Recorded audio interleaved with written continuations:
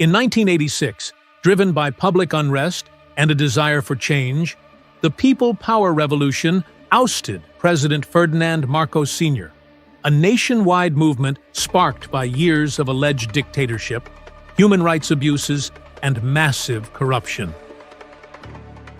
So here's a logical question.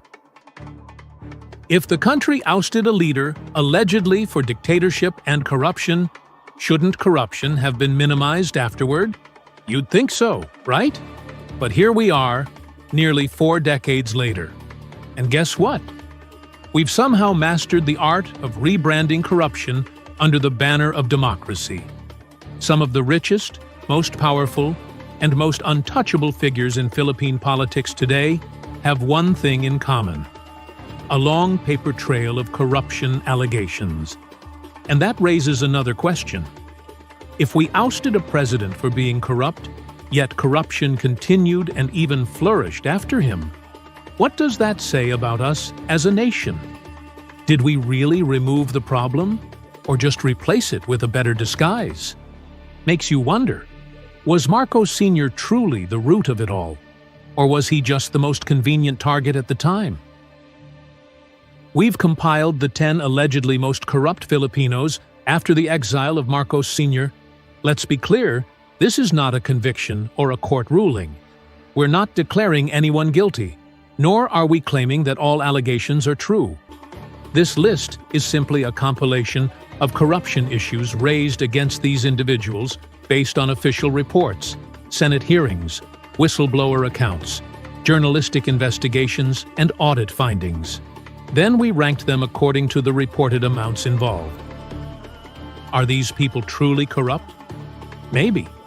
Are these just politically motivated attacks by enemies and bitter rivals? Possibly. And in some cases, probably. Let's be honest. Not every accusation smells like truth. Some reek of political vendetta. Now, let's check out what we've found.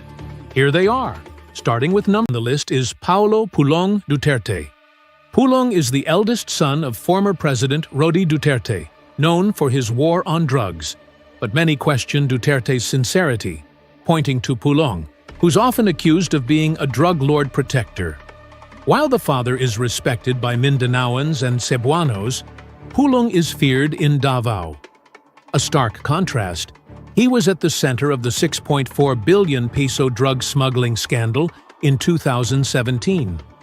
Customs officials and fixers said a group called the Davao Group, led by Polong, helped illegal shipments pass and collected millions in grease money. He's been accused of smuggling luxury cars, taking bribes at Davao ports, and protecting ukay-ukay imports, all signs of underworld behavior. He was linked to the 65 billion peso Farmally scandal, reportedly using connections to land big pandemic contracts. Reports flagged 27 million pesos in unexplained wealth, along with ghost projects and shady deals in Davao. More recently, CCTV allegedly showed him beating a pimp in a Davao bar after failing to provide girls for him and his guests, a place he's said to frequent. Many say he hides behind his father's name to bend the law, manipulate deals, and bully anyone in his way. Total amount tied to him? 71.5 billion pesos. Despite all the allegations, Polong has never been indicted. Some cases were dismissed, others are still under investigation, and some never reached court. In the end, these remain allegations. Interestingly, many of the claims trace back to Antonio Trillanes. Yes, the same man who once led a failed coup against a sitting president. He built much of his career on rebellion and outrage. This country needs strong anti-corruption crusaders, and a watchdog like Trillanes could make a real impact. But only if he sets aside personal bias. And finally, corrupt Filipinos in recent history. Some have been convicted.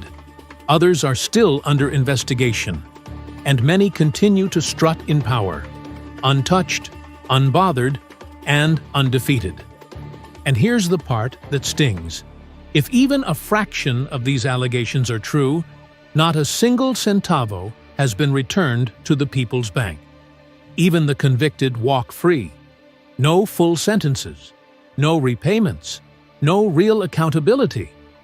Ironically, the only time the Philippine government ever recovered billions in ill-gotten wealth was from Ferdinand Marcos Sr.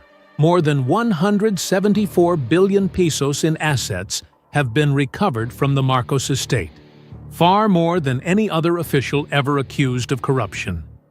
It makes you wonder, was Marcos Sr. really the root of the problem, or just the most convenient target? Because clearly, corruption didn't die when he was ousted. It just evolved and got better at hiding behind laws, titles, and PR.